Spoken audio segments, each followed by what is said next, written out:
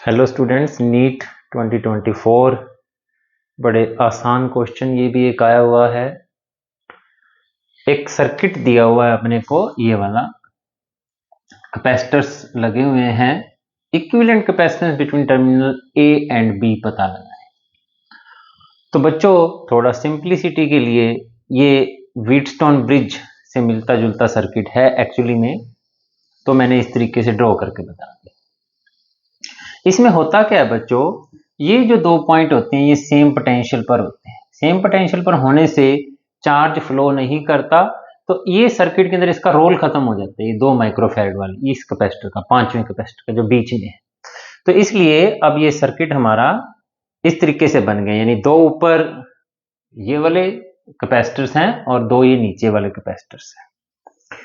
तो अब हमें इनका इक्विवेलेंट कैपेसिटेंस पता लगाना है। तो हमें पता है पैरेलल के अंदर कैपेसिटेंस जो होती है 2 कैपेसिटर्स की सीरीज के अंदर, ऊपर वाले सीरीज में ए और बी के इक्विवेलेंट कैपेसिटेंस पता लगानी है। तो सीरीज में क्या होता है, 1/CS is equal to 1/C1 plus 1/C2।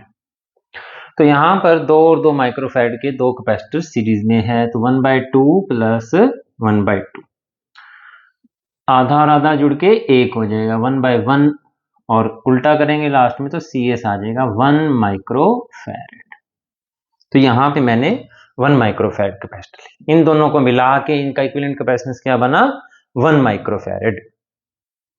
इसी तरीके से इन दोनों का, सीरीज वालों का कैपेसिटेंस भी, इक्विवेलेंट कैपेसिटेंस क्या हो जाएगा, 1 माइक्रोफैराड हो जाएगा। तो अब हम देखते हैं कि ये दोनों 2 कैपेसिटर बच गए हमारे पैरेलल में। पैरेलल में जो इक्विवेलेंट कैपेसिटेंस CP जिसे को आप कहते हैं वो होता है C1 प्लस C2। सिंपली दोनों पैरेलल वाले कैपेसिटर जुड़ जाएंगे, यानी 1 प्लस 1 क्या हो जाएगा, इक्वल टू 2 माइक्रोफैराड। तो ऑप्शन 1, 2, 3, 4 में से पहला ऑप्शन 2 माइक्रोफैराड।